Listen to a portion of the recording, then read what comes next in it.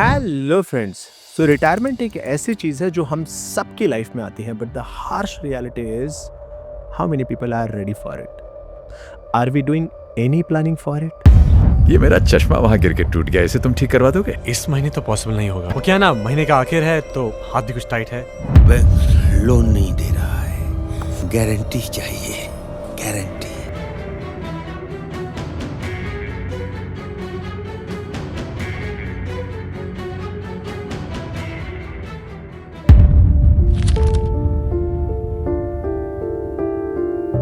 कई बार हमारे माइंड में होता है कि रिटायरमेंट बाद में देख लेंगे।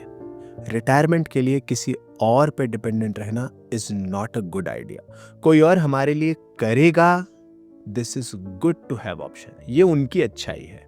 बट हमें अपने रिटायरमेंट की प्लानिंग खुद करनी होती है। और ये अपने आसपास आपने देखा होगा जहाँ पे आपके कुछ ऐसे एल्डर्स या फैमिली मेंबर्स होंगे 100% जिन्होंने अपनी प्रॉपर रिटायरमेंट प्लानिंग नहीं की होगी and now they are struggling. Question is, do you want to follow the same path?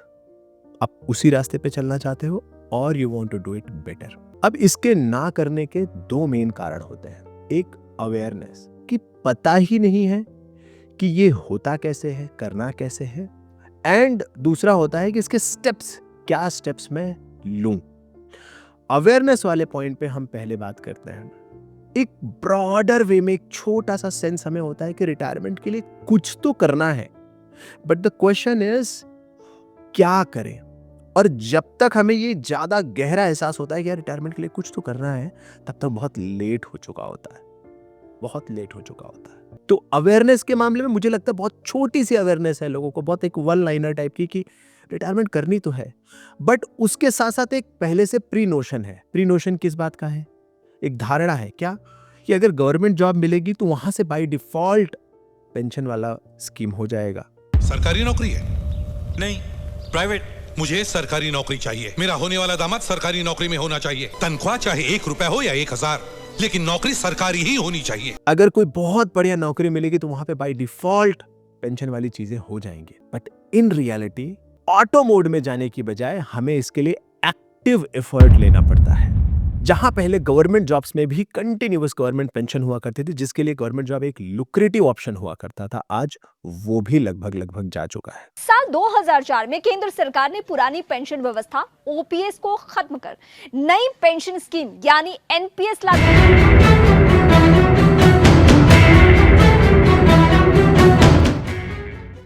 अब आप चाहे गवर्नमेंट जॉब में हो, चाहे प्राइवेट जॉब में हो, चाहे ऑटोमेटिक तरीके से हो रहा हो या ना हो रहा हो, सिर्फ पीएफ के पैसे पे डिपेंडेंट नहीं रहना है। इसके लिए एक्टिव प्लान लगता है।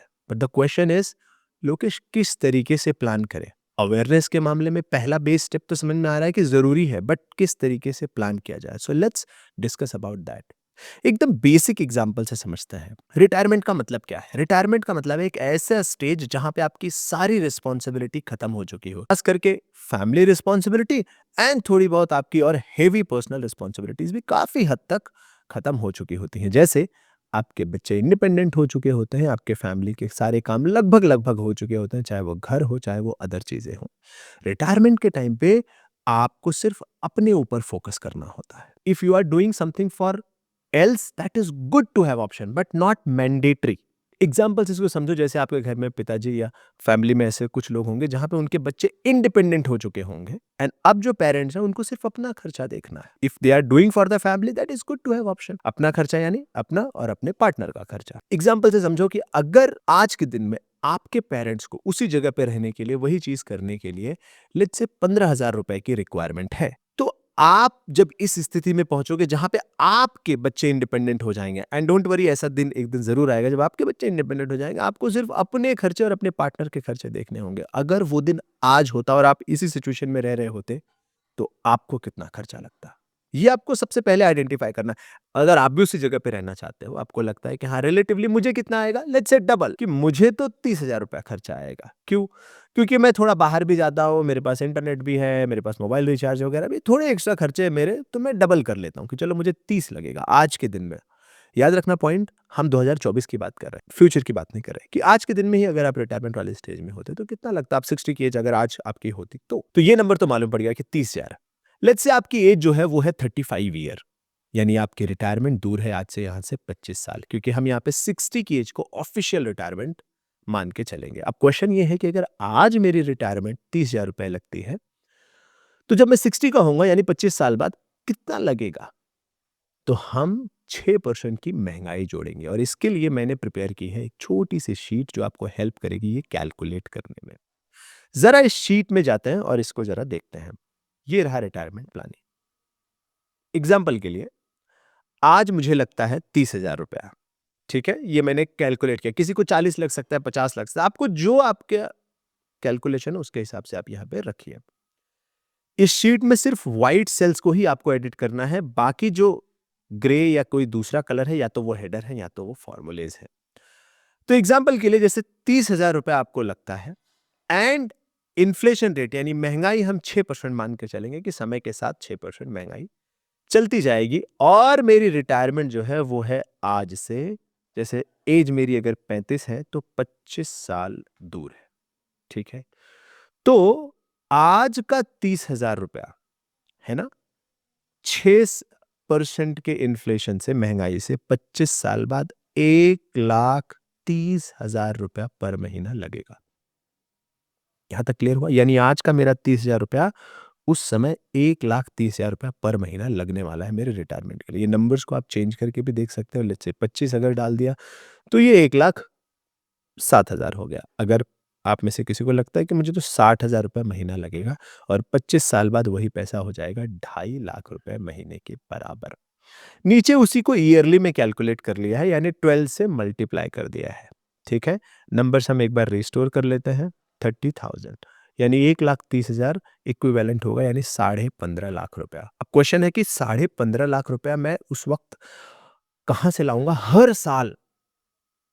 इसका मतलब हमें एक कॉर्पस इकट्ठा करना पड़ेगा, एक हमें एसेट बिल्ड करना पड़ेगा। मान के चलो कि मैंने जितना पैसा इकट्ठा किया और सारा बैंक एफडी कर दिया और उससे मुझे सालाना इंटरेस्ट आने लगा। एग्जाम्पल से हम इसको समझ रहे हैं कि 6% के आसपास हमें इंटरेस्ट मिल जाता है फिक्स डिपॉजिट में, यानी कि 1 करोड़ अगर डिपॉजिट कर दूं तो 6 लाख रुपया मुझे मिल सकता है ना। तो मुझे 15 लाख रुपया, 15.5 लाख रुपया सालाना कमाने के लिए मुझे कितना डिपॉजिट करना पड़ेगा, या इसको ऐसे कह लें कि 1,30,000 रुपया महीना कमाने के लिए मुझे कितना डिपॉजिट करना पड़ेगा। तो यहां पे मैंने ये नंबर्स डाले रिटायरमेंट कॉर्पस कैलकुलेटर में कि 1,28,756 मुझे चाहिए पर महीना, और जो 6% से मेरी कमाई होगी एन्युटी रेट, यानी कि जब मैं पेंशन में कन्वर्ट करूंगा 6% से, तो इसका मतलब मुझे जो टोटल पैसा चाहिए होगा वो चाहिए होगा 2,57,00,000 रिटायरमेंट के लिए आज से 25 साल बाद। और ये 2,57,00,000 कब चाहिए? सारे खर्चे करने के बाद, यानी सब फैमिली की रिस्पॉन्सिबिलिटी कंप्लीट होने के बाद भी 2.5 करोड़ बचना चाहिए। विच मीन्स इससे मैं कमा लूंगा 6% पे लगभग 15,45,000 रुपए, विच इज इक्विवेलेंट टू 1,30,000 महीना। यानी अब मुझे रिक्वायरमेंट भी मालूम पड़ेगी। अब आपको समझ में आया कैसे कैलकुलेट करना है, और आपको रिक्वायरमेंट मालूम पड़ गई। नाउ द क्वेश्चन इज कि अब ये 2.5 करोड़ अगर मुझे 25 साल में बनाना है तो कितना मैं इन्वेस्ट करूं? सेम ये नंबर देखो यहां पे डाला। इनिशियल इन्वेस्टमेंट मैंने यहां पे 0 मान ली कि कुछ भी मेरा पहले से नहीं है, मैं बस चालू ही कर रहा हूं। फाइनल अमाउंट मुझे 2.5 करोड़ चाहिए, एंड मान लो कि मेरी जो ग्रोथ रेट है मेरे पैसे पे, वो मैं इस तरीके से इन्वेस्ट करूंगा कि 9% आएगी, यानी पेंशन के लिए मैं ऐसे इन्वेस्ट करूंगा कि 9% आएगी। आप 9, 10, 11, 12 जो आपको सही लगता है, जितना आपको नॉलेज है उसके हिसाब से आप यहाँ पे ले सकते हो। एंड हमारे पास समय कितना है? ऑफ कोर्स 25 साल हमारे पास समय है। उस हिसाब से हमें मंथली इन्वेस्ट करना पड़ेगा 22,700, यानी लगभग 23,000 रुपया महीना। अब अगर मैं 23,000 रुपया महीना इन्वेस्ट करते जाता हूं, 9% की भी अगर ग्रोथ रेट रहती है, 25 साल बाद वो पैसा 2.5 करोड़ हो जाएगा, एंड वो हमारे रिटायरमेंट के लिए फिक्स हो जाएगा। अब यहां पे अभी तक आपको अवेयरनेस आई है, आपको ये समझ आई है कि भाई कैलकुलेट कैसे करना है। ये नंबर कुछ भी हो सकते हैं आपके। नंबर्स पे आप ये मत फोकस करो कि आपने सर 15,000 क्यों लिया, 30,000 क्यों लिया, उसमें ज्यादा पढ़ने की जरूरत नहीं। सबका नंबर अलग होगा, सबकी लाइफ अलग है। कोई कहीं गांव में रह रहा होगा तो उसको 5,000 रुपया ही महीना इनफ हो रहा होगा। कोई कहीं शहर में रह रहा होगा, एकदम हाई सोसाइटी में रह रहा होगा, मे बी उसको 60,000 रुपया महीना चाहिए होगा। अलग लाइफस्टाइल, अलग लोग, बट ये नंबर्स है ना। इन्फ्लेशन लगभग एवरेज 6% का यहाँ पे पकड़ा है मैंने। आपका रिटायरमेंट एज लेट से 20 साल दूर है, तो आप यहाँ पे 20 साल डाल सकते हो कि 20 साल बाद मुझे लगभग 1 लाख रुपए लगेगा। यही 30,000 20 साल बाद 1 लाख के बराबर होगा। लेट्स से आपका रिटायरमेंट सिर्फ 10 साल दूर है, तो यही 30,000 रुपया 10 साल बाद 53,000 पर महीना आपको चाहिए होगा। 53,000 पर महीना चाहिए, और अगर 6% का मेरा एन्युटी रेट है, यानी कि जो मैं पैसा डिपॉजिट करूंगा वो 6% से मेरी कमाई होगी, तो मुझे यानी 1 करोड़ 7 लाख का कॉर्पस बनाना पड़ेगा। और अगर 1 करोड़ का 7 लाख का कॉर्पस मैं बनाना चाहता हूं 10 साल में 9% से, तो 55,000 रुपये महीना लगेगा। यानी आप जितना डिले करोगे उतना इन्वेस्टमेंट बढ़ जाएगा। लेट्स से आपकी रिटायरमेंट बहुत दूर है, 35 साल, आप सिर्फ 25 साल के हो और 35 साल दूर है, तो आपको लगेगा 2.5 लाख रुपया महीना उस वक्त, लगभग 2,30,000। और इसके लिए आपको कॉर्पस बनाना होगा 4.5 करोड़ का। लेकिन 4.5 करोड़ बनाने के लिए 9% पे 35 साल में लगभग आपको 15,500 ही साइड रखना पड़ेगा। लेट्स से आपको लगता है मैं 10% कमा सकता हूँ, तो ये 12,000 हो जाएगा। लेट्स से आपको लगता है कि मैं 8% ही कमा सकता हूँ, तो ये 19 हो जाएगा। अलग अलग परसेंटेज है, बट याद रखना ये अगले 35 साल तक लगातार चाहिए। सो अगर यहाँ पे कोई बहुत बड़ा आप नंबर डालने के लिए ट्राई करोगे कि मैं तो 20% करता हूँ, यानी 700 रुपये महीना, 20% लगातार 35 साल तक कमाना मुश्किल है, असंभव नहीं है, मुश्किल है। तो हम यहाँ पे स्टेबल नंबर लेंगे, लेट्स से 9.5% है ना। 9.5% अगर लिया तो यहाँ पे 13,000 रुपया लगभग आता है। ये आपका इन्वेस्टमेंट हो गया। अब इससे आपको आई अवेयरनेस कि आज अगर मैं तैयारी करता हूं तो जाकर के मेरा रिटायरमेंट बेहतर होगा। अब एक क्वेश्चन आता है कि लोकेश, ये नंबर्स तो थोड़े बहुत मुझे समझ में आ रहे हैं, बट इन्वेस्ट कहाँ करूं, कहाँ इस पैसे को डिप्लॉय करूं, कहाँ मैं सेफ फील कर सकता हूं। तो पेंशन स्कीम के लिए अगर आप ध्यान से देखोगे तो 2 पेंशन स्कीम बहुत ही कॉमन है इंडिया में और बहुत ही स्टेबल भी है। एक है नेशनल पेंशन स्कीम यानी कि एनपीएस, दूसरा है अटल पेंशन योजना एपीवाई। सबसे पहले मैं छोटा सा एपीवाई के बारे में बता देता हूं, उसके बाद हम नेशनल पेंशन स्कीम के बारे में जाएं, क्योंकि डिटेल में हम वहीं पे मेन फोकस करने वाले हैं। ये जो पेंशन स्कीम है 2 कैटेगरी में बनाई गई है। एक पेंशन स्कीम उनके लिए जो अर्निंग अच्छी कर रहे हैं और अपनी पेंशन अच्छी चाहते हैं। दूसरी पेंशन स्कीम उनके लिए जिनकी अर्निंग बहुत लो है, उनको 1,000, 2,000, 5,000 रुपया पेंशन अगर मिलेगी तो भी उनकी लाइफ बहुत बेहतर हो जाएगी, जो अभी करंट लाइफ है। उनके लिए बनाई गई है अटल पेंशन योजना। पहले एक स्वावलंबन स्कीम थी पेंशन की, स्वावलंबन, उसी को अब मॉडिफाई भी करके अटल पेंशन योजना बना दी गई, और जो स्वावलंबन में पहले से है वो अपना अकाउंट ट्रांसफर भी कर सकते हैं अटल पेंशन योजना में। पहले क्विकली समझ लेते हैं अटल पेंशन योजना क्या है। ऐसे लोग जिन्होंने आज तक कभी टैक्स भरा नहीं है, टैक्स के लिए एलिजिबल नहीं है, वो बेसिकली है ना, उनकी इनकम ही इतनी कम है कि टैक्स उनके ऊपर कभी आया नहीं, वही अटल पेंशन योजना में अपना अकाउंट ओपन कर सकते हैं। इसकी प्रॉपर सी एक वेबसाइट है, एनपीएस ट्रस्ट ये पूरा मैनेज करते हैं। एपीवाई वहां पे आपको दिखेगा, अटल पेंशन योजना, feature and benefit. Guaranteed pension है इसमें सबसे पहला। मिनिमम पेंशन स्लैब आप जो चाहे वो चूज करिए कि मुझे 1,000 रुपए पेंशन चाहिए, 2,000 चाहिए, 5,000 चाहिए। 5,000 इज द मैक्स पेंशन, इसमें मिलती है, एंड उसके हिसाब से आप इसमें इन्वेस्टमेंट करते हो। जैसे कैलकुलेट अगर करना हो तो यहाँ पे मैंने क्लिक किया, अब मैं आ गया यहाँ पे। 18 से 40 साल वाले ही इसमें एंटर कर सकते हैं। लेट्स से मैं अपनी एज यहाँ पे डालता हूँ, मेरी एज है 34 है, मुझे चाहिए अपने रिटायरमेंट पे 60 की एज पे 5,000 रुपए की पेंशन चाहिए। तो ये फिर से रिपीट कर रहा हूँ, अटल पेंशन योजना उन्हीं के लिए है जिनकी इनकम बहुत कम है, कभी टैक्स नहीं दिया 2022 के पहले, यानी उनकी इनकम जेन्युइनली बहुत लो है, उनके लिए ये है। कई बार ऐसा हमें लग सकता है 5,000 बहुत कम है, बट उनके लिए बहुत बढ़िया स्कीम है। सो लेट्स से मुझे 5,000 रुपए की पेंशन चाहिए और मेरे पास टोटल कंट्रीब्यूट करने के लिए 26 साल है, क्योंकि 60 की एज में पेंशन ऑफिशियली आएगी, तो 34 का मैं हूँ, 26 साल है।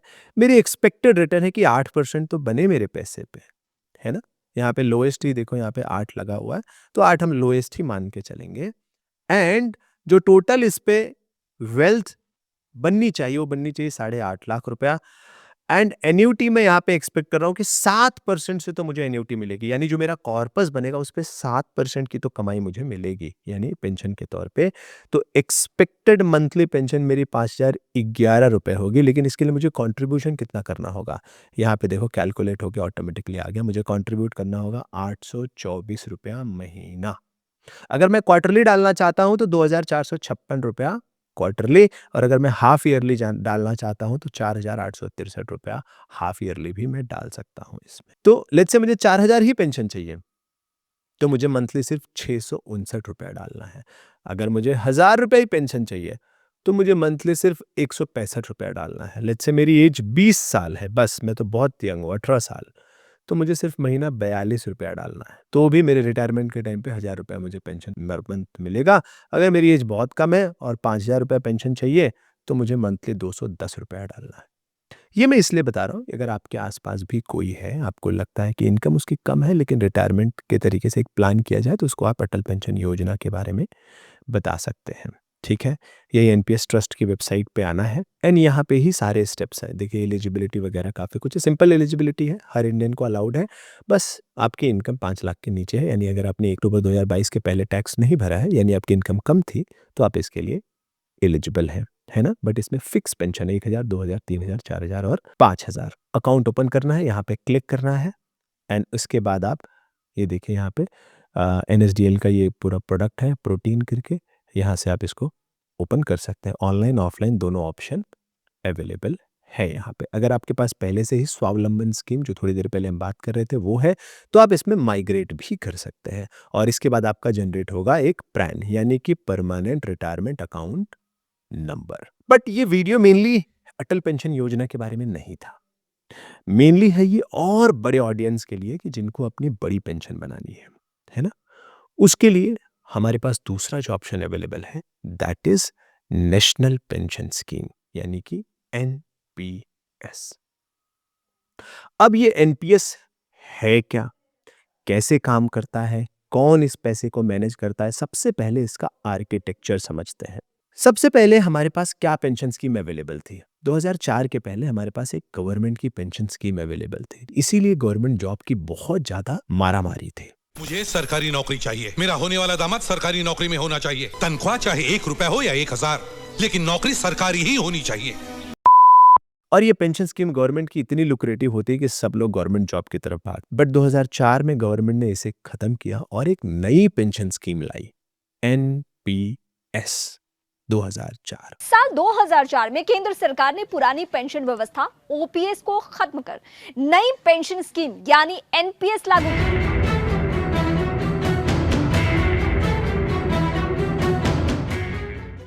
और जितने भी दूसरे पेंशन स्कीम थी लगभग एम्प्लॉय, गवर्नमेंट एम्प्लॉय के लिए, उसको वहां से हटाया एंड एनपीएस को प्लेस कर दिया कि आप जितना कंट्रीब्यूट करेंगे, आपकी सैलरी से जितना कंट्रीब्यूट होगा, ऑफ कोर्स जितना कंट्रीब्यूट होता है एक पर्टिकुलर पार्ट उसमें गवर्नमेंट भी कंट्रीब्यूट करती है, उसके हिसाब से आपकी पेंशन बनेगी इन फ्यूचर। सिर्फ ये आर्म्ड फोर्सेस के लिए कैंसिल नहीं किया, आर्म्ड फोर्सेस का यानी हमारी जो डिफेंस फोर्सेस हैं उनका आज भी पुराना वाला पेंशन स्कीम है, उनको उसके तरीके से मिलता है। बाकी सारे गवर्नमेंट के लिए भी एनपीएस आ गया। 2009 में इसी एनपीएस को और एक्सटेंड किया गया और ऑल ओवर इंडिया के लिए ओपन कर दिया गया, यानी प्राइवेट पब्लिक सबके लिए। इससे गवर्नमेंट को भी फायदा था कि गवर्नमेंट के ऊपर जो पेंशन का बर्डन था वो घट जाएगा, यानी आप जो कंट्रीब्यूट करोगे, जितना इकोनॉमी चलेगी उसके हिसाब से आपको पेंशन मिलेगा। सिर्फ अभी डिफेंस वालों का ही गवर्नमेंट पेंशन टेक केयर करती है, बाकी सबके लिए एनपीएस आ चुका है। इसके अलावा ऑफ कोर्स और छोटे छोटे पेंशन चीज़ें हैं काफ़ी, जैसे ईपीएस वगैरह भी है, एम्प्लॉय पेंशन स्कीम वगैरह भी है, स्टेट लेवल पे भी काफ़ी पेंशन स्कीम है, बट अभी हम उसके पे इतना डिस्कस नहीं करें। मेनली एपीवाई एंड एनपीएस, इस पे हम डिस्कस कर रहे हैं और एनपीएस प्रोडक्ट पिक्चर में बात कर रहे हैं। 2004 में पीएफआरडीए बनाया गया, यानी कि pension fund regulatory authority of India, और इसको अथॉरिटी दी गई कि आप इस पेंशन को पूरा का पूरा रूल्स एंड रेगुलेशन डिफाइन करिए, सब कुछ तैयार करिए और लोगों के लिए पेंशन के लिए एक बहुत बढ़िया स्कीम तैयार करिए।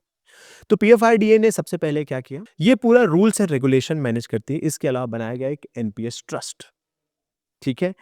एंड अब पीएफआरडीए तो डायरेक्ट जाकर के पैसा मैनेज नहीं करेगी, है ना, डायरेक्ट डेटा नहीं रखेगी, they are the rule makers, है ना। जैसे गवर्नमेंट रूल बनाती है देन कंपनियां उस पर काम करती हैं, वैसे पीएफआरडीए रूल बना रही है। इसमें सबसे पहले बनाए गए CRA, central record keeping agency, जो रिकॉर्ड सारा रखेंगे, एंड वो 3 है। सो कौन कौन से हैं सेंट्रल रिकॉर्ड कीपिंग एजेंसीज? एक है कैम्स, कंप्यूटर एसेट मैनेजमेंट, दूसरी है केफिनटेक एंड तीसरा है प्रोटीन ईगव यानी एनएसडीएल का एक प्रोडक्ट। ये तीनों रिकॉर्ड रखते हैं अपने पास, सारा पेंशन का रिकॉर्ड। बट क्या ये फंड मैनेज करते हैं? आंसर है नहीं, फंड ये मैनेज नहीं करती, ये सिर्फ रिकॉर्ड रखते हैं। फंड कौन मैनेज करता है? फंड मैनेज करने के लिए अलग फंड हाउसेस अलॉट किए गए हैं। टोटल 11 फंड हाउसेस अलॉट किए गए हैं जो एसेट मैनेजमेंट करते हैं। उनको पेंशन मैनेजमेंट कंपनीज कहा जाता है। और ये एएमसीज के नाम ये रहे, आप स्क्रीन पे भी देख सकते हो। SBI pension, LIC pension, UTI retirement, and ये सारे लोग एलिजिबल हैं पेंशन मैनेज करने के लिए। तो अभी तक हमने 3 चीजें देखी, पीएफआरडीए, देन उसके बाद हमने देखा कि ओके पेंशन मैनेज करने के लिए एएमसीज हैं, ये लगभग 10 या 11 एएमसीज हैं। एंड ये एएमसीज अपने पास मेन डेटा नहीं रखते, main data is with the central record keeping agency, जिसमें 3 प्लेयर है, कैम्स, केफिन एंड प्रोटीन यानी ईगव, एनएसडीएल। ये रिकॉर्ड रखते हैं। और जैसे ही आप अकाउंट बनाते हो आपको मिलता है एक पैन नंबर, PRAN यानी परमानेंट रिटायरमेंट अकाउंट नंबर। उसी अकाउंट में ये सारा इन्वेस्टमेंट होता है, डेटा आपका CRA रखते हैं, फंड आपका AMCs मैनेज करते हैं, जो AMC आप सिलेक्ट करते हो, आगे हम प्रोसेस देखेंगे। बट मेनली पहले मैं आर्किटेक्चर वाइज समझा रहा हूं। एंड देन जब आपका 60 की एज में कॉर्पस बन के तैयार हो जाएगा, लेट्स से 1 करोड़ 2 करोड़, तब ये पैसा जाता है ASP के पास। ASP कौन कौन है? एन्युटी सर्विस प्रोवाइडर, यानी वो पेंशन मैनेज करते हैं। एंड हमारे पास कितने एन्युटी सर्विस प्रोवाइडर्स हैं? सो ये रहे हमारे पास एन्युटी सर्विस प्रोवाइडर। जैसे एक है उसमें से life insurance corporation of India. ऐसा हो सकता है कि आपका जो फंड था वो HDFC आपने सेलेक्ट किया था मैनेज करने के लिए एज AMC, बट जब सर्विस प्रोवाइडर की बारी आई एन्युटी सर्विस प्रोवाइडर की, तो आप उसको लास्ट में LIC चुन सकते हो। यहाँ पे और भी है HDFC standard life insurance corporation. ये देखिए, ये सब इंश्योरेंस कंपनी है। इसके पहले पेंशन मैनेजमेंट वाली कंपनियां थी, अब ये सब इंश्योरेंस वाली, ICICI है, SBI है। ज्यादातर जो पेंशन मैनेजमेंट वाली कंपनी, उसमें से काफी सारी एन्युटी सर्विस प्रोवाइडर भी हैं। इसके अलावा और एक्स्ट्रा नाम भी है। टोटल यहाँ पे 15 नाम है सर्विस प्रोवाइडर्स के। ये अभी इनमें हमें ज्यादा फोकस नहीं करना है, ये जब हमारा फंड तैयार हो जाएगा तब ये उसमें वर्क करते हैं। अभी ये क्यों एग्जिस्ट करते हैं? इसलिए क्योंकि अगर किसी के पास आज भी लमसम अमाउंट है, उसको इसको एन्युटी में कन्वर्ट करना है, तो वो इनको डायरेक्टली भी अप्रोच कर सकता है। कुछ ऐसे हम हैं, जैसे हमारा धीरे धीरे करके पैसा इकट्ठा होगा 60 की एज में। कुछ ऐसा होगा, कुछ ऐसे लोग होंगे जिनके पास आज ही पैसा पड़ा हुआ है, उनको इसको पेंशन में कन्वर्ट करना है। So they can approach and they can convert into the annuity. By the way, अगर आप इस शीट के अलावा डायरेक्ट NPS की वेबसाइट पे जाकर के अपना पेंशन कैलकुलेट करना चाहते हैं, तो यहाँ पे भी ऑप्शन अवेलेबल है। हो सकता है अभी आपको इसमें कुछ ऑप्शन ना समझे, जैसे LC 25, 50, 75। अभी इस वीडियो को आप आगे देखेंगे तो आपको इसके बारे में और ज़्यादा समझ में आ जाएगा, तब आप इस कैलकुलेटर को भी यूज कर सकते हैं। आर्किटेक्चर वाइज आपको समझ में आ गया कि कैसे इसमें डिफरेंट प्लेयर इन्वॉल्व है। कोई ऐसा एक प्लेयर पूरा अथॉरिटी लेकर के नहीं रखा है for security purpose. Different players involve है ताकि इसमें एक तरह की सिक्योरिटी बनी रहे। अब एक क्वेश्चन आता है कि ओके, ये प्रोसेस मुझे समझ में आ रहा है, लेकिन क्या ये अकाउंट ओपन करना बहुत आसान है या इसमें बहुत सारे स्टेप्स हैं, कैसी चीजें हैं, वो सारी की सारी अभी हम यहाँ पे देखेंगे। तो सबसे पहले जैसे ही आप एनपीएस का अकाउंट ओपन करने जाएंगे, आपको 3 प्लेयर मिलेंगे जहां से आप अपना अकाउंट ओपन कर पाएंगे। जैसे कि हमने बताया था ना, सेंट्रल रिकॉर्ड कीपिंग एजेंसी, तीनों कौन कौन है? इस लिंक पे आप जाएंगे अबाउट एनपीएस पे, तो यहाँ पे देखिए ओपन एनपीएस अकाउंट है और तीनों यहाँ पे ऑप्शंस है, केफिन, कैम्स एंड प्रोटीन। पहला कंफ्यूजन यही आपको होगा, तीनों में से किस में ओपन करूं? कोई भी आप चूज कर सकते हैं। ये तीनों रिकॉर्ड कीपिंग एजेंसी है, दैट्स इट। इनका मेन काम है रिकॉर्ड रखना। आप कहीं से भी ओपन करिए, कोई फर्क नहीं पड़ता है। जैसे एग्जांपल के लिए हमने, हमारी टीम ने अपने आप को रजिस्टर किया है केफिन के साथ, लोगों को पेंशन सजेस्ट करने के लिए। तो आप केफिन पे क्लिक करके अपना अकाउंट बना सकते हैं। मे बी आपको कोई और लगता तो आप वहां से भी कर सकते हैं। अगर आप चाहें तो हमारे लिंक से भी बना सकते हैं अपना अकाउंट, हम इस वीडियो के डिस्क्रिप्शन में दे देंगे। बट आपको अगर कहीं और से भी ओपन करना है तो आप ओपन कर सकते हैं, but you will lose nothing, that is तो इंपॉर्टेंट। सो तीनों में से आप कुछ भी चूज करिए। सो यहाँ पे कोई आपको डाउट नहीं रखना है। जैसे ही आप इसको क्लिक करेंगे तो आपको यहाँ पे ऑप्शन आएगा इंडिविजुअल सब्सक्राइबर या एनपीएस वात्सल्य। दोनों सेम ही है, एक बच्चे के लिए है और एक आपके लिए। तो अभी फिलहाल बच्चे के लिए अकाउंट टाइप पे हम फोकस नहीं कर रहे हैं, मेनली चलते कि मैं इंडिविजुअल सब्सक्राइब करना चाहता हूं, तो आपको यहाँ पे अपना नाम एज पर द पैन डालना है। लेट मी रिपीट, नाम एज पर द पैन डालना है। लेट मी रिपीट, नाम एज पर द पैन डालना है। कुछ भी नाम मत डालना वरना अकाउंट रिजेक्ट होता है। Then of course phone, PAN, date of birth, email, and then you create account and you move forward. But जैसे आप आगे बढ़ोगे आपको एक कंफ्यूजन होगी। यहाँ पे आपको ऑप्शन आएगा अकाउंट सिलेक्ट करने के लिए कि आप जो अकाउंट बनाना चाहते हो वो टीयर 1 है या टीयर 2 है। पहला कंफ्यूजन यही माइंड में आता है कि टीयर 1 टीयर 2 क्या है। क्या होता है कि जब आप एनपीएस में इन्वेस्ट कर रहे हो पेंशन स्कीम में, तो ये पैसा आप सीधा 60 में निकलेगा, बीच में पैसा नहीं निकलेगा। बट कुछ लोग ऐसा चाहते हैं कि मैं एनपीएस में इन्वेस्ट तो करूं लेकिन बीच बीच में पैसा मैं निकाल भी पाऊं। तो ऐसे केस में यहां पे सेम टीयर 1 जो है दैट इज फॉर कि नहीं निकाल सकते। टीयर 2 बनाया गया कि अगर कोई निकालना चाहता तो टीयर 2 में जो पैसा पड़ा है उतना आप निकाल सकते हो, कभी भी कोई उस पर ब्लॉकेजेस नहीं है। सो बस सिर्फ और सिर्फ लिक्विडिटी ऑप्शन के लिए टीयर 1 टीयर 2 अलग किया गया, बाकी दोनों एग्जैक्टली सेम है, एग्जैक्टली सेम है।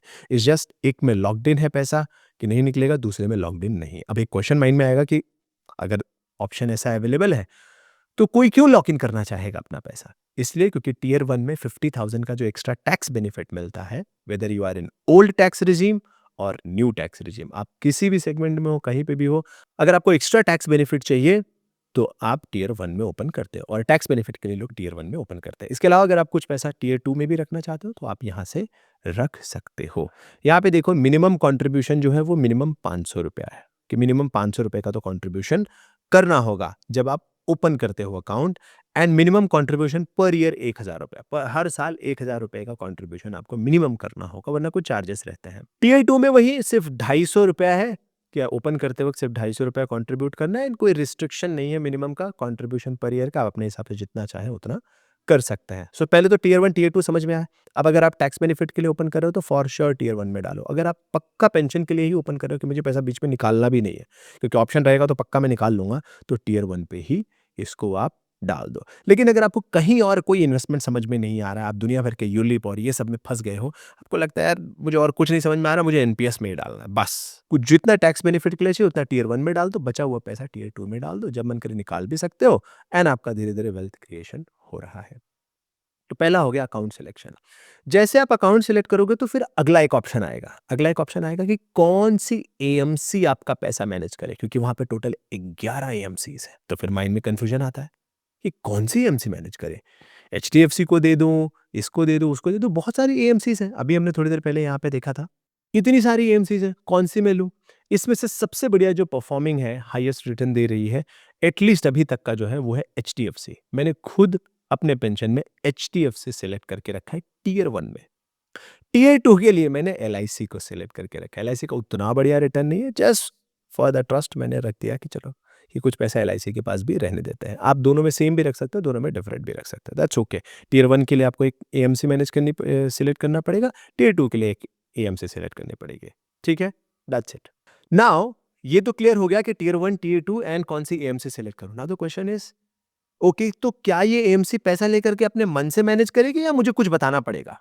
अब यहां से कैच है, पुरानी जितनी पेंशन स्कीम भी उसमें आपको बताना कुछ नहीं पड़ता कि पैसा मेरा कैसे मैनेज होगा। जैसे अटल पेंशन योजना है, कुछ आपको बताना नहीं है, अपने आप वो मैनेज होगा और आपको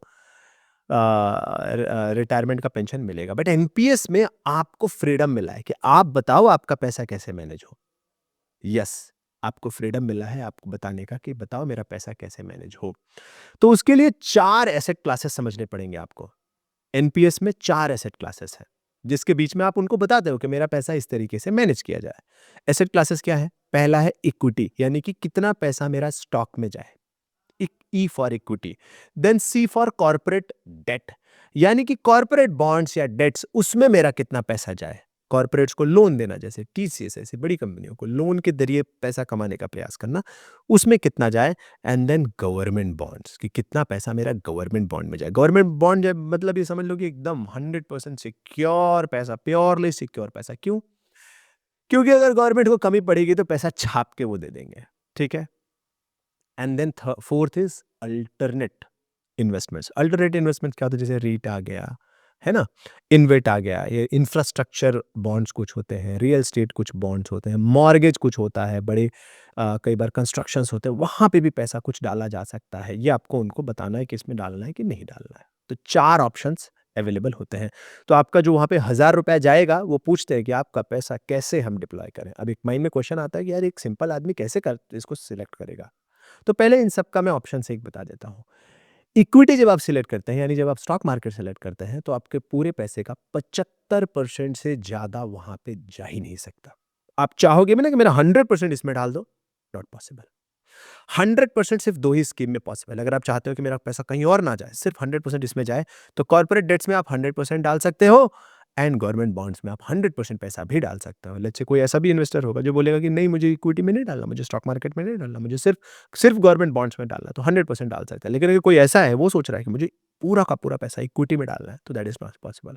मैक्सिमम इज 75%, रिमेनिंग 25% आपको बाकियों में डालना पड़ेगा।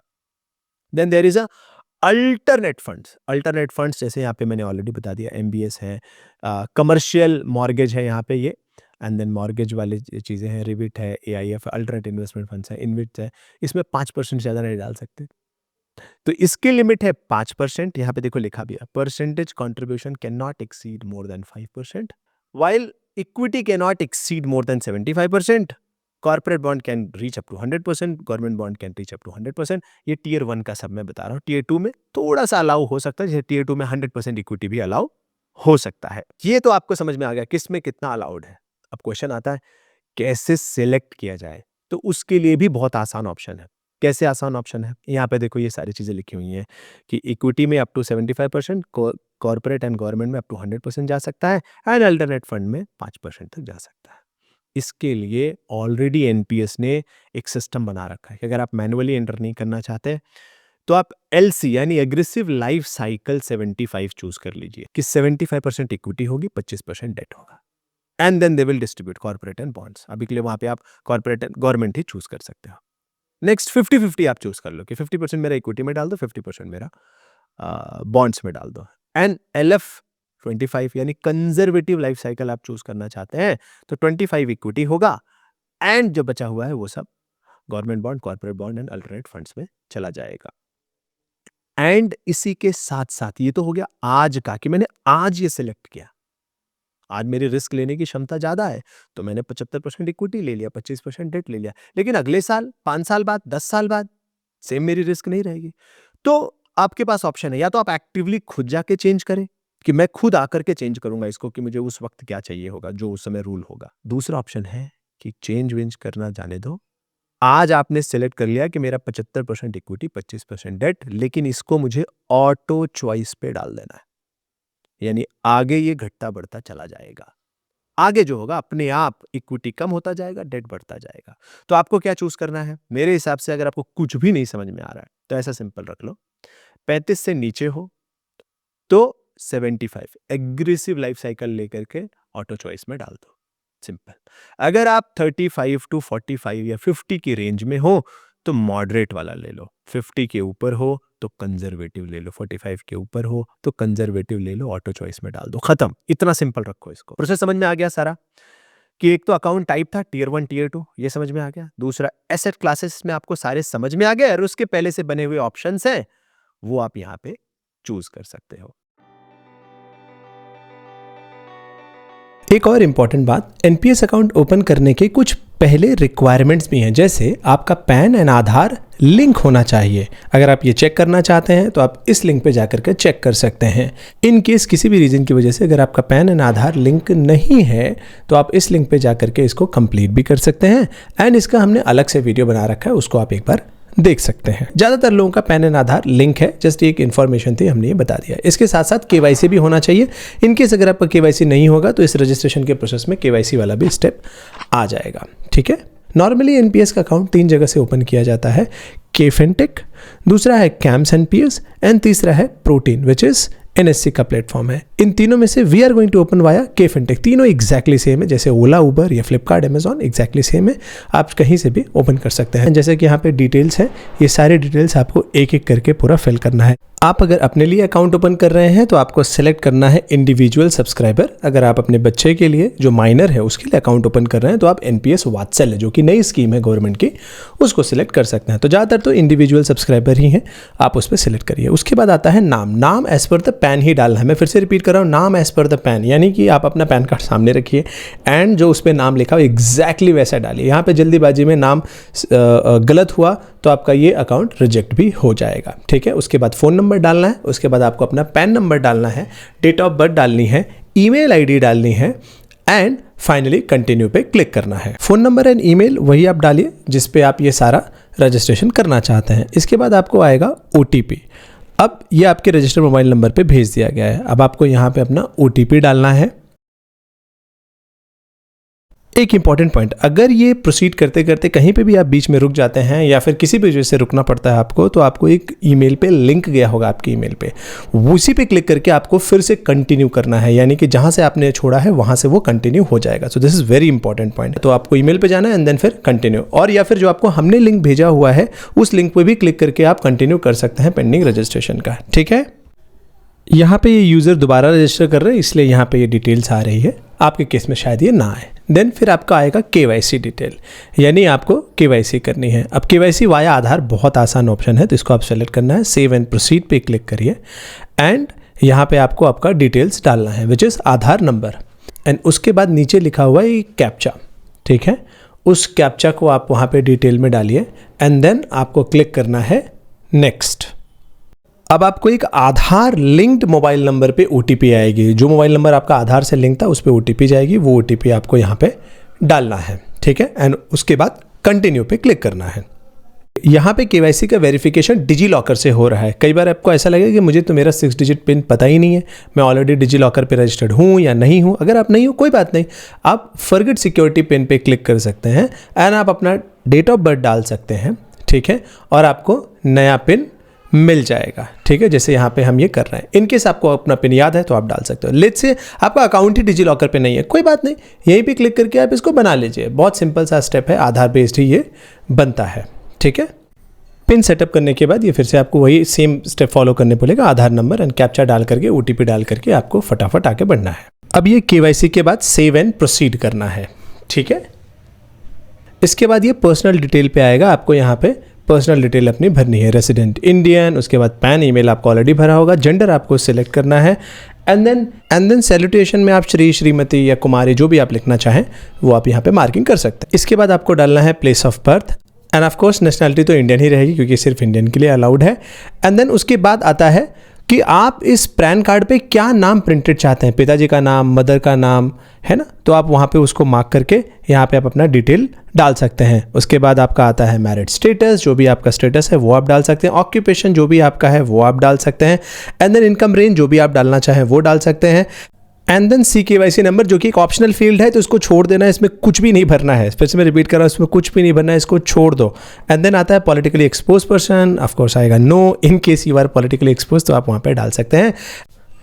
And then related to politically expose person, यहाँ पे भी आप नो डाल सकते हैं। इन केस अगर आप रिलेटेड हैं किसी CM PM से तो आप बिल्कुल फिर आपको यस मार्क करना पड़ेगा। ठीक है, एंड देन फिर आपको अब में प्रोसीड करना है।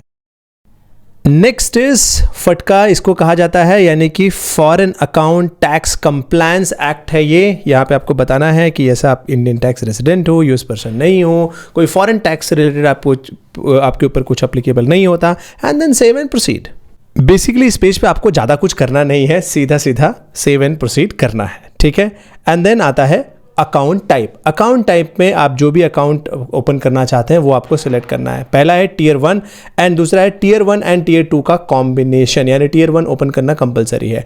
यहाँ पे आप Tier 1 Tier 2 सिलेक्ट कर लीजिए। टैक्स बेनिफिट के हिसाब से जितना पैसा बनेगा वो आप Tier 1 में डालना है, अगर आप कुछ फ्लेक्सी टाइप चाहते हो तो Tier 2 में डालना है, या फिर इसमें बहुत मिनिमम डालना 500 रुपया, बट ये दोनों अकाउंट आपका रहेगा। सो Tier 1 मत सिलेक्ट करिए, Tier 1 Tier 2 सिलेक्ट कर सकते हैं। यहाँ पे मैं Tier 1 सिलेक्ट कर रहा हूँ, ये जो यूज़र हैं इनको सिर्फ Tier 1 में बेनिफिट चाहिए था, इसलिए यहाँ पे Tier 1 सिलेक्टेड है।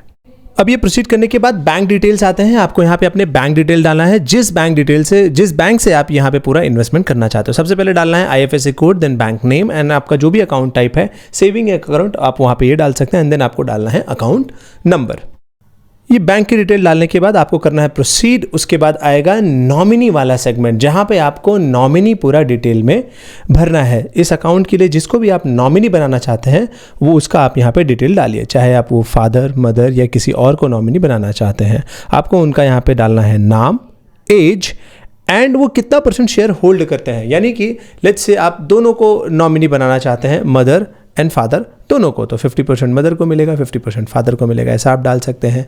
या आप कुछ और भी डिस्ट्रीब्यूशन रख सकते हैं, या फिर कोई 1% आप रखना चाहते हैं, ईजी के लिए कोई 1% को भी रखेंगे तो भी ये चलेगा।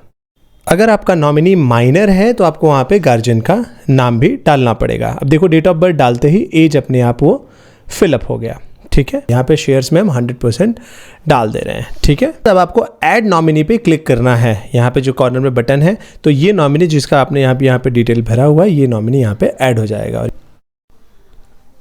ऐड नॉमिनी पे क्लिक करने के बाद आपको क्लिक करना है सेव एंड प्रोसीड पे। जैसे आप उस पर क्लिक करोगे, यहाँ पे आ जाएगा आपका डिटेल, स्कीम डिटेल आपको अब यहाँ पे भरना है कि आप कितना इन्वेस्टमेंट करना चाहते हो। जैसे कंट्रीब्यूशन अमाउंट, लेट्स से आपने बोला कि 500 रुपये मुझे कंट्रीब्यूट करना है, एंड इसके बाद ऑप्शन आएगा कि कौन आपका फंड मैनेज करे। तो सामने जैसे HDFC यहाँ पे हमने सेलेक्ट किया, हम HDFC ही सिलेक्ट करेंगे, बहुत ही बढ़िया फंड है ये। इसके अलावा आप अदर भी सिलेक्ट कर सकते हैं। देन फिर आता है इन्वेस्टमेंट ऑप्शन, जो कि है active, auto and balance life cycle. तो इसको ऑटो को अभी हम सिलेक्ट करेंगे। एंड अगर आपकी एज जो बहुत यंग है तो आप एग्रेसिव जा सकते हैं। अगर आप मॉडरेट 40 to 50 की रेंज में है तो आप मॉडरेट में जा सकते हैं। अगर आप 50 के ऊपर हैं तो आप कंजर्वेटिव जा सकते हैं, ठीक है। यहाँ पे हम एग्रेसिव सिलेक्ट करने वाले हैं। यहाँ पे हम बस अकाउंट बनाना सीख रहे हैं। नाउ ये सिलेक्ट करने के बाद आपको क्लिक करना है सेव एंड प्रोसीड पे। इसके बाद आपको ऑप्शन आएगा साइन अपलोड करने का, ठीक है। तो वाइट प्लेन पेपर लेकर के आप उस पर साइन करके उसका फोटो लेकर के उसको यहाँ पे आप अपलोड कर सकते हैं। एंड देन आपको सेव एंड प्रोसीड करना है।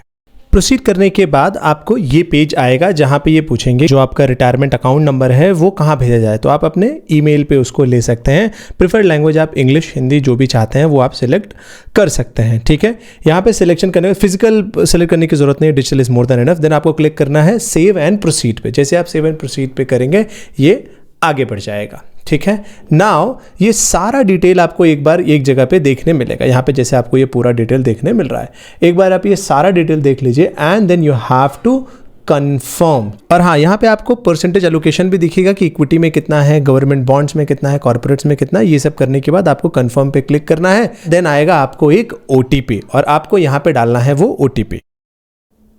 OTP डालने के बाद आपको यहाँ पे क्लिक करना है सबमिट पे और फिर ये हो गया पूरा फाइनल डिटेल। कई बार यहाँ पे ज़्यादा टाइम भी ले लेता है लोडिंग करके, कई बार यहाँ पे टाइम आउट भी हो जाता है, पर टेंशन नहीं लेना है। इनकेस अगर टाइम आउट हो गया तो रीट्राई करना है, ठीक है।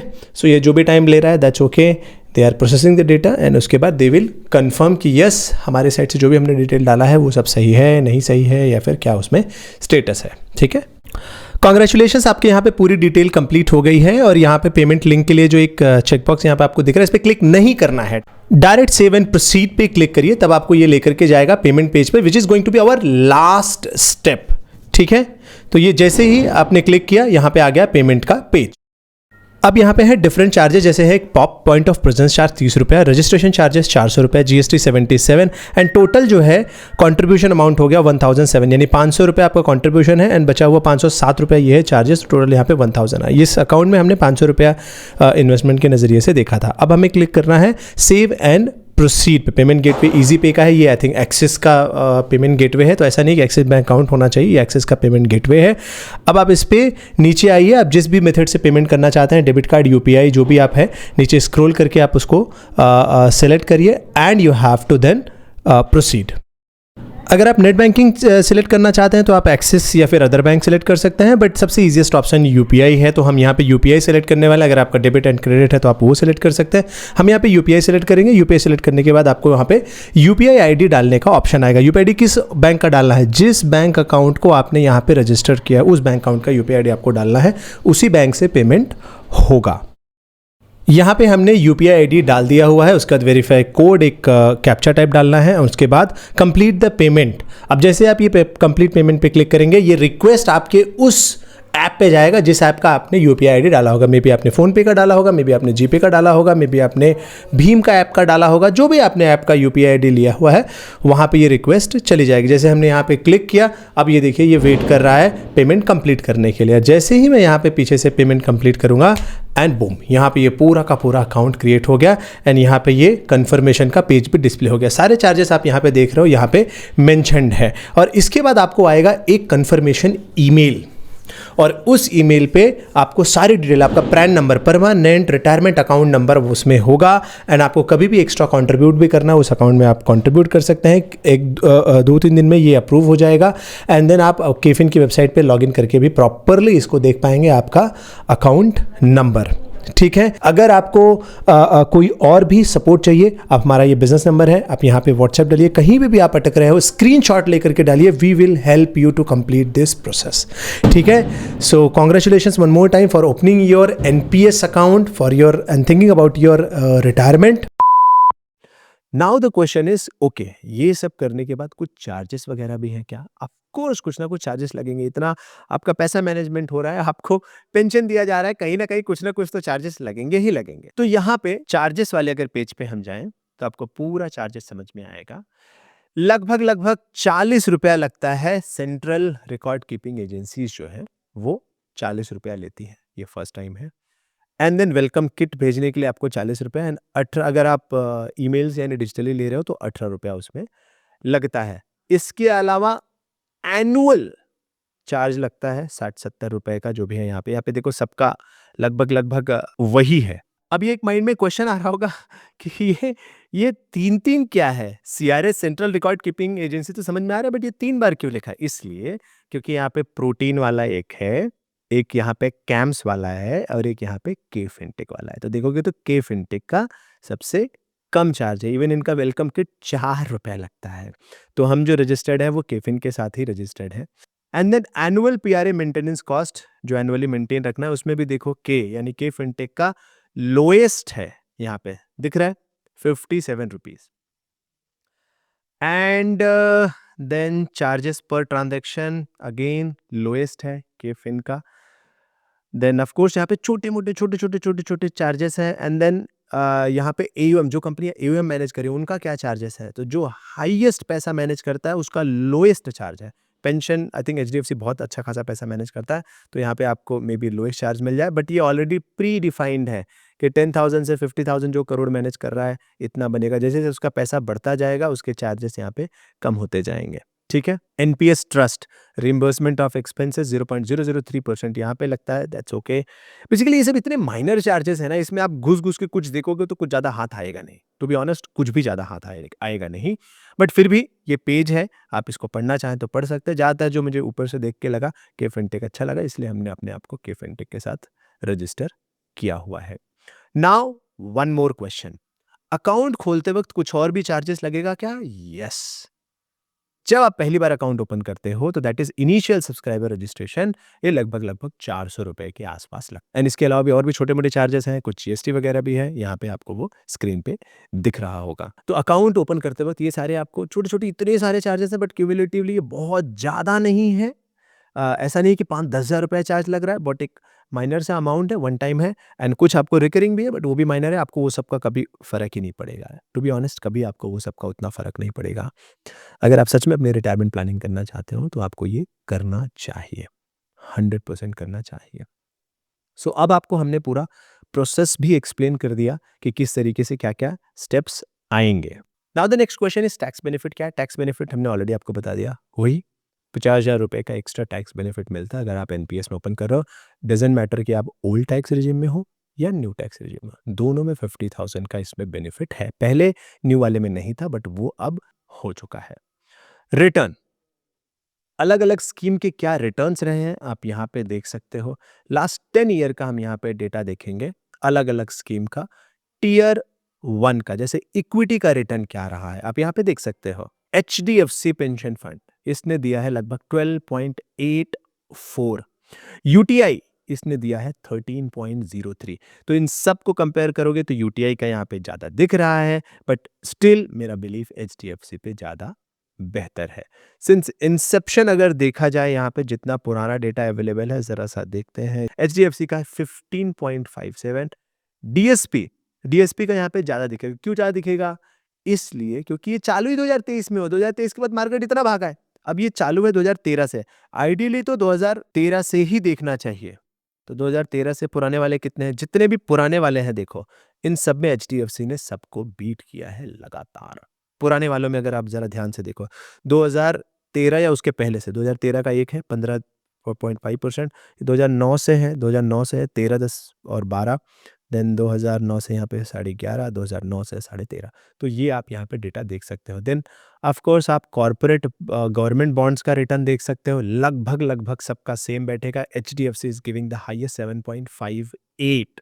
Now you understood why I said कि एचडीएफसी सेलेक्ट करो। देन गवर्नमेंट के साथ साथ कॉर्पोरेट्स का भी देख लेते हैं कि कॉर्पोरेट्स का क्या रिटर्न रहा है। HDFC is giving 7.8, rest are giving the lower. Then alternate funds का भी एक बार रिटर्न देखते हैं। अल्टरनेट फंड में एसबीआई ने 9.6 दिया, जबकि उसमें 5% ही पैसा अलाउड है ना, एंड यहाँ पे 8.39। Again this is the second. So HDFC is the my choice. आप जब चूज कर रहे हैं एचडीएफसी चूज करिए। इसके अलावा सेकंड अगर आप टियर 2 में कुछ और चूज करना चाहते हैं तो वो भी आप चूज कर सकते हैं। जो भी हमें देखना चाहिए, हमें लॉन्गर होराइजन का देखना चाहिए, एटलीस्ट 7 to 10 ईयर का। शॉर्ट ड्यूरेशन में मे बी आपको मिसलीडिंग डेटा मिल सकता है। एटलीस्ट आप लॉन्गर होराइजन का देखिए, जहाँ पे लंबे समय का डेटा अवेलेबल हो। जितना लंबे समय का उतना आपको स्टेबल डेटा मिलेगा कि हर तरह की इकोनॉमी में किस तरीके से ये फंड परफॉर्म कर रहा है। End of course this is the NAV, जो इक्विटी का चार्ट है वो यहाँ पे हमें दिख रहा है। इसके अलावा मंथली स्कीम वगैरह के भी यहाँ पे काफ़ी सारे डेटा अवेलेबल हैं। सो इस तरीके से आप रिटर्न्स भी आप यहाँ पे आकर के बड़ी आसानी से देख सकते हो। सो यहाँ पे कुछ ऑनलाइन FAQs है। Can I open online? Of course we can open. Tax efficient scheme, yes, जब आप इन्वेस्ट करते हो तो आपको टैक्स एफिशिएंट रहता है। नाउ एक क्वेश्चन है कि चलो ये सब मैंने किया, सेलेक्ट किया, अकाउंट बनाया, बट 60 की एज में जो पेंशन होगा, लेट्स से मुझे कुछ पैसा वापस चाहिए, तो क्या मैं ले सकता हूँ? आंसर है यस। 60 की एज में जितना भी आपका पैसा इकट्ठा हुआ है, लेट्स से 1 करोड़ इकट्ठा हो गया, आप उस वक्त उसको एन्यूटी सर्विस प्रोवाइडर को दे सकते हैं, एएसपी को दे सकते हैं पूरा 1 करोड़। लेकिन अगर आपको लगता है कि नहीं, मुझे कुछ पैसा निकालना है, तो मैक्स यू कैन विड्रॉ 60%, यानी कि 60 लाख रुपए आप निकाल सकते हैं, एंड वो पैसा होगा टैक्स फ्री। वो 60 लाख रुपया होगा टैक्स फ्री, यानी जितना भी आप निकालना चाहते हैं, 10, 20, 30, 40, 50%, जितना भी आप चाहें उतना निकाल सकते हैं। दैट इज 1, बट मैक्सिमम 60% आप निकाल सकते हैं। रिमेनिंग पैसे को जितना आपने वहां पे छोड़ दिया, वो सबको एन्युटी में कन्वर्ट करना पड़ेगा। लेट्स से पूरे ही आप 1 करोड़ को एन्युटी में कन्वर्ट कर दिया आपने। एन्युटी में कन्वर्ट होने के बाद 6% पे अगर वो कन्वर्ट हुआ, यानी सालाना 6 लाख रुपया बनता है। That is equivalent to 50,000 per month आपका पेंशन बन जाएगा। लेकिन अगर आपने 50 लाख रुपए निकाल दिया और सिर्फ 50 लाख वहां पे छोड़ दिया और उसको एएसपी में कन्वर्ट किया, तो मे बी 25,000 रुपए पर मंथ आपका पेंशन बन जाएगा उस वक्त। बट अब ये दोबारा ये पैसा नहीं निकलेगा, अब वो पैसा लॉक्ड इन हो गया। दूसरा पॉइंट, लेट्स से मुझे 60 में पेंशन नहीं चाहिए, मैं जैसे डॉक्टर हूं या कुछ भी हूं, मैं काम कर रहा हूं, मुझे 65 तक काम करना है, तो आप 60 तक वहां पे कंट्रीब्यूट करके 5 साल के लिए डिफरमेंट कर सकते हो कि मेरा 5 साल और पैसा ग्रो होने दो, मैं अपनी पेंशन 65 पे चालू करूंगा। That is also possible. Next, let's say मैंने पूरा जितना मेरा पैसा इकट्ठा हुआ था 1 करोड़, उसको पेंशन में कन्वर्ट तो कर दिया। अब 1 साल बाद मेरी हो गई डेथ, तो वो 1 करोड़ का क्या होगा? जो भी आपके नॉमिनी होंगे, जो आपकी विल होगी, उसके हिसाब से आपके उस नॉमिनी को वो पैसा दिया जाएगा, और आपकी जो विल होगी उसके हिसाब से वो पैसा जाएगा। नॉमिनी मतलब एक तरीके से समझ लीजिए कस्टोडियन। जब आप नॉमिनी डालते हो, इसका मतलब they are not the owner, they are the custodians, है ना। तो उनको पैसा मिलेगा, एंड देन जो लीगल हेयर होगा उसको वो पैसा मिल जाएगा, आपकी फैमिली तक पहुंच जाएगा। सो यहाँ पे हमने पूरा अवेयरनेस से लेकर के, प्लानिंग से लेकर के, अकाउंट ओपनिंग से लेकर के, क्या एक्सपेक्टेशन है, सब कुछ यहाँ पे डिटेल में कवर करने के लिए ट्राई किया। इसके अलावा अगर फिर भी आपको लगता है कहीं कोई पॉइंट मिस हो गया है, या कोई पॉइंट आपको लगता है कि इस पॉइंट को ऐसे भी देखा जा सकता है, डेफिनेटली आप कमेंट सेगमेंट में उसको क्लियर करिए, ताकि और भी लोग जो ये वीडियो देख रहे हैं, कमेंट भी पढ़ रहे हैं, उससे उनको और ज़्यादा बेहतर आइडिया है, and definitely we will recognise your views, your thoughts. तो ये था complete video on NPS and retirement planning. आप अपना व्यू भी शेयर कर सकते हैं कि ये वीडियो कैसा लगा आपको, सीखने मिला या नहीं मिला, कुछ आपके डाउट्स क्लियर हुए या नहीं हुए। एंड इसके साथ साथ हम अपना लिंक भी डिस्क्रिप्शन में शेयर कर रहे हैं। आप उस लिंक का यूज़ करके भी केफिन के साथ, जहाँ पे लोएस्ट चार्जेस हैं काफ़ी सारे सेगमेंट्स में, आप वहाँ पे अपना अकाउंट भी ओपन कर सकते हैं। और अगर आप इस लिंक से अकाउंट ओपन करते हैं और कहीं भी बीच में अटकते हैं, डेफिनेटली हमारा बिजनेस नंबर है, वहां पे आप व्हाट्सएप भी करेंगे तो we will support you to complete the registration. ठीक है, so that's it from our side. Thank you so much and bye. जय हिंद.